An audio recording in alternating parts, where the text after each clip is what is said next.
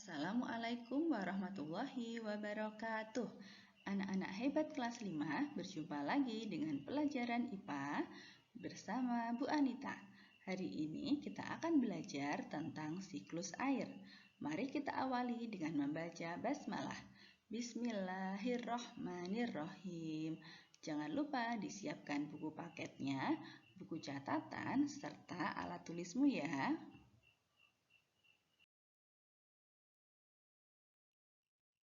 Anak-anak hebat, ketersediaan air di bumi dapat tetap terjaga karena adanya hujan.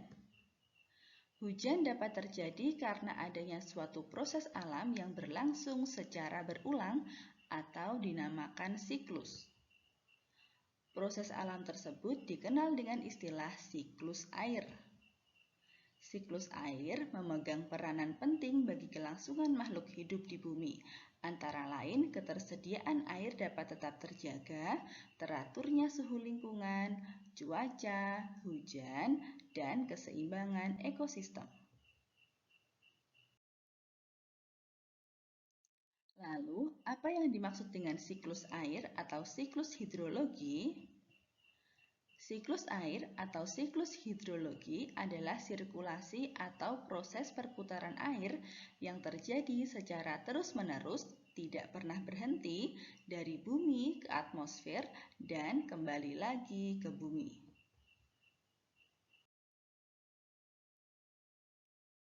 Secara garis besar, siklus air melalui 3 tahapan, yaitu yang pertama adalah penguapan atau nama lainnya evaporasi atau transpirasi. Yang kedua, pengembunan atau kondensasi. Dan yang ketiga adalah jatuhan atau presipitasi. Mari kita pelajari satu persatu tentang perbedaannya ya.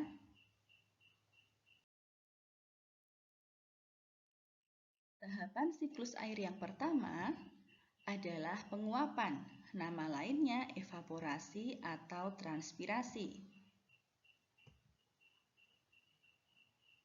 Coba perhatikan tanda panah. Air yang ada di laut, di darat, di sungai, di tanaman, dan di permukaan bumi akan mengalami penguapan oleh panas matahari ke angkasa atau ke atmosfer. Air berubah menjadi uap air, kemudian akan menjadi awan. Lalu, tahukah anak-anak perbedaan evaporasi dengan transpirasi? Evaporasi adalah proses pelepasan air ke udara atau penguapan dari permukaan air yang terbuka seperti air laut, air sungai, air rawa, tanah, dan badan-badan air atau berupa benda-benda abiotik. Sedangkan transpirasi adalah proses keluarnya air dari tanaman atau dari benda-benda biotik akibat proses respirasi atau pernapasan dan fotosintesis.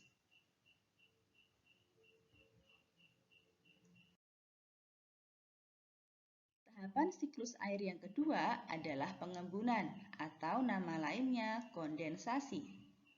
Coba perhatikan tanda panahnya ya. Uap air di atmosfer mengalami pengembunan hingga membentuk awan-awan. Pada keadaan jenuh, uap air atau awan akan menjadi titik-titik air.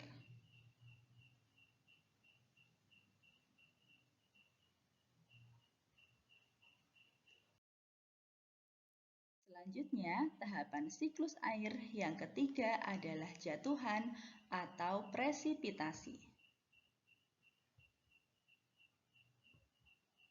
Uap air yang telah menjadi titik-titik air selanjutnya akan jatuh menuju permukaan bumi dalam bentuk hujan, salju, dan es.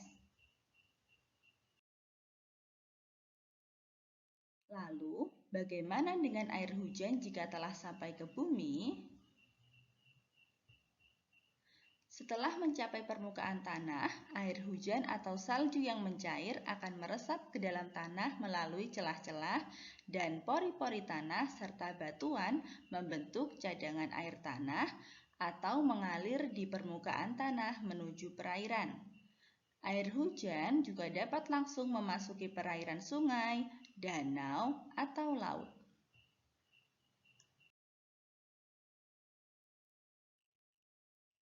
Karena adanya siklus air, jumlah air di bumi selalu tetap, hanya bentuk dan tempatnya yang berubah. Selama siklus air berlangsung, air mengalami perubahan dari wujud satu ke wujud lainnya, tetapi akan kembali ke bentuk semula.